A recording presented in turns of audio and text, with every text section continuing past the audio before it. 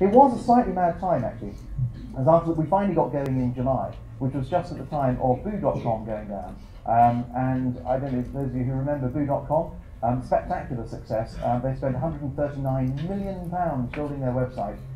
They operated for 3 weeks. They had sales of 34,000 before they went bust. And it was just it was one of those things that put a number of venture capitalists off the idea of investing in a business-to-consumer business. So suddenly the idea of raising £5 million from a venture capitalist at that point went out the window, and I had to make do with angel investors. When I look back, that was probably one of the things that saved me, because if we'd raised £5 million, as we were talking about back then, the venture capitalists would have said, right, go for it, land grab, spend, and if we hadn't had the results, we'd have been shut down in a year and forgotten about. And the problem was, in those days, in 2000, you couldn't, not many people had broadband.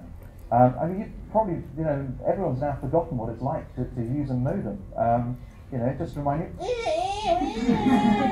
just you plug the thing in, it just squeals. It's horrible. You said 5 minutes for a page to load.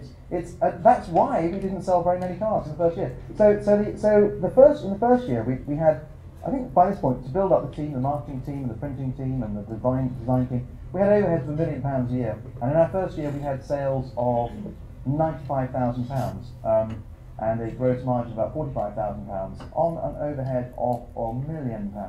And so you've got to look at that and think, well, if I manage to tweak the model and improve customer retention by 2%, that's not really going to close the gap between there and there. So something drastic had to happen,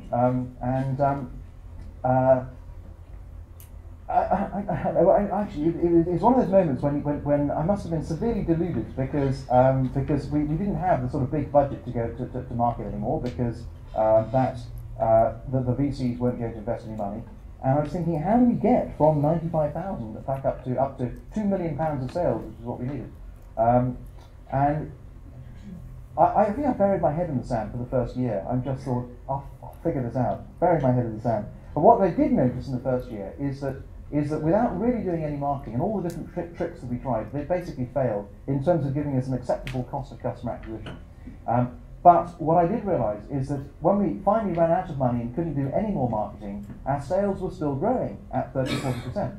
And this to me is a magic moment, because when you make something that people like, and they will tell their friends about, and their friends tell their friends about, when you've got organic, viral growth in your business without doing any marketing, then you can relax. You've got the product right, you've got the service right, you just look after that and wait for one graph to meet the other. So what happened over a period of 5 years, I realised that it was going to be cheaper just to cover our losses and wait for sales to grow organically at 40% than try to throw money at marketing. So over time, what happened is that the graph of our sales, or our gross margin, sort of finally went up towards the overheads, and eventually in about 2005, lo and behold, we made a profit. That was quite a painful time. I mean, in that we had 5 years having to persuade investors that yet another round was necessary, and yes, it was going to work. And I did get to a point where most of my shareholders were saying, Nick, it is dead. It is never ever going to work. It will never ever make any money. And don't put any more money into it. Just kill it off. And I could see from that graph that this organic growth eventually was going to take us through. And I had the faith, and it did. And then what happened was that in about 2000, we finally made about £150,000 profit, and a tiny competitor called RemindForYou, which .com, I think, decided to advertise on television, and I looked and thought, that will never work. Television will never work for them. Their cards weren't very good, and the service wasn't very good. What they had done is they demonstrated they got a customer acquisition of £10 per customer through television. How much does it cost to make an advert? The answer is it costs about £30,000 to make an advert. How much does it cost to advertise? It costs about a third of a pence to put an advert in front of one person sitting in a room. So in other words, if you're buying if a TV program has got 1 million people watching it, it's going to cost you about, during the daytime, it'll cost about £3,000 to put a 30-second ad in front of them. People think television is expensive, but it's not. That's not expensive. Sending someone a direct mail, if I want to send a direct mail to 1,000 people, that's about 50p a time. That's so that's it's much cheaper than direct mail, and you can get your message across. So we produced an advert, and we experimented, and we bought £50,000 worth of media, and it worked. Basically, we made more gross margin from that advert. It cost about £10 to get a customer. We knew how much our customers were going to buy. If there's one thing that we knew from running a website, is the importance of data. All of your customers are telling you what they're doing every time they order, and you analyse the data and say, right, if I get a customer now, the likelihood is that customer, out of 100 customers, I'm going to have 40 of those will still be with me at the end of the year, 35 of them will still be with me at the end of 2 years. They're going to buy 6 cards a year. It's incredibly predictable. When you've got millions or hundreds of thousands of customers, as we did then, it's very predictable. You can model it.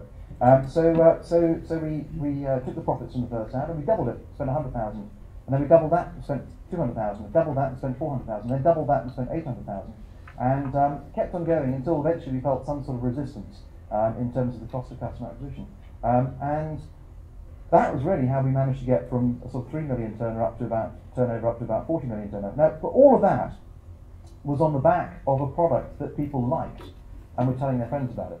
So the other company who'd advertised had bad cards, poor level of service, they advertised on television, customers left, never came back, they went bust. The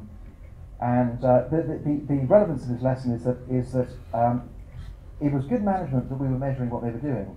It was absolute sheer luck that they advertised on television. If they had not advertised on television, I would never have advertised on television, and our business would not have grown from 3 million to 40 million. Never underestimate the importance of luck. It's very easy to look back when you're successful and put it all down to your genius. But there's a big element of luck that goes into that. And in fact, we've been approached by someone who wanted to buy the business. And I said, just hang on until we've seen the results of this TV campaign, and never spoke to them again.